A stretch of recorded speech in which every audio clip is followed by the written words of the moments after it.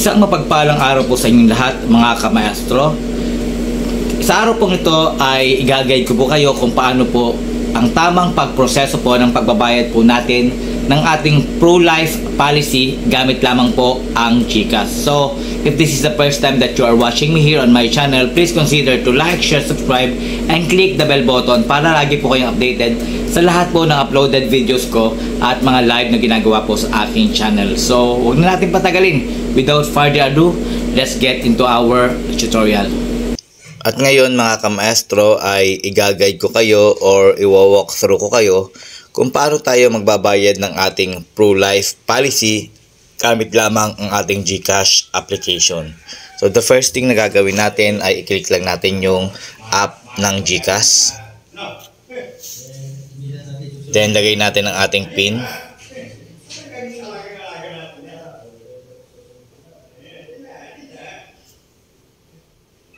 Alright, so narito na tayo sa ating GCash. So sa gawing taas, upper right corner, mayroon ditong bills. I-click natin yung bills. Pagkatapos ay hanapin natin yung insurance. So mayroon ditong insurance. Then hanapin natin dito yung pro-life. Pro-life. Yan, Pro-Life UK. Click natin yung Pro-Life UK. Then, itatype natin dito kung magkano yung ating monthly contribution kay Pro-Life. So, ang aking kinuha ay 3,000 monthly. Then, i-enter lang natin ang ating policy. So, lalagay natin ang ating policy. Then, ilagay natin ang ating email for confirmation kasi doon, i-confirm ni Pro-Life na natanggap na nila ang ating bayad o monthly contribution kay Pro-Life.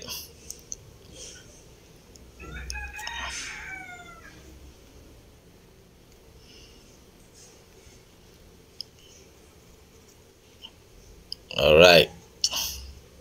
So, yan. Nalagay na natin. Then, i-click na natin yung submit. So, meron nakalagay dito, yes, get bill protect and no just pay bill. So I will just pay bill para 10 pesos lang yung charge. Yan mga kamaestro, then i-confirm lang natin, i-double check nyo muna ang information. So nakalagay sa taas 3,010 kasi mayroon nga ang service fee na 10 pesos. Ang total bill amount ko is 3,000. Yung policy number ko at saka yung email, so na-confirm ko na correct. Then i-confirm na lang natin.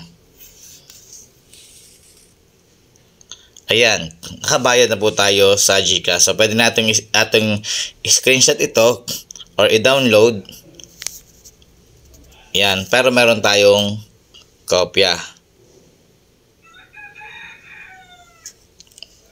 Okay, so na-download na rin natin at na-screenshot. So, ganyan lang pong kadali o kasimple kung paano magbayad ng ating pro-life policy gamit ang GCash. I hope meron kayong natutunan dito.